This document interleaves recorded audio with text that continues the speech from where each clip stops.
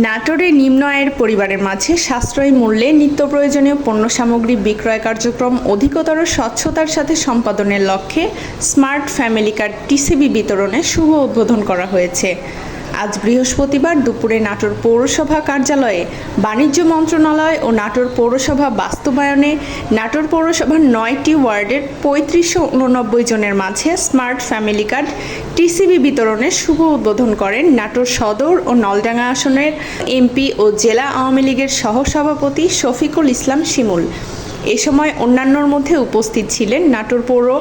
Mayor Uma Chowdhury Jolly, জেলা আওয়ামী লীগের সদস্য দিলীপ কুমার দাস, সদর উপজেলার আওয়ামী লীগের সভাপতি আনোয়ার হোসেন আনু, যুবলীগের সভাপতি বাশিরুর রহমান খান চৌধুরী এহিয়া সহ কাউন্সিলর ও নেতাকর্মীরা।